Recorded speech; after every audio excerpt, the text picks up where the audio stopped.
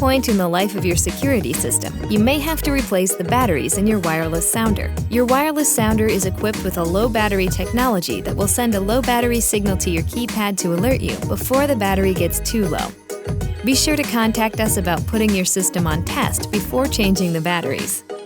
Your wireless sounders are made to remain closed tight, but are also simple to open when needed. Open the sounder by removing the screws on the bottom and side, and then lift the lid carefully.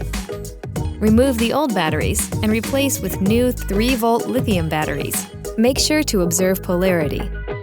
Replace the lid and screws and perform a sensor reset at your keypad in order to clear the low battery message. Once the sensor reset is complete, be sure to contact us about taking your system off test.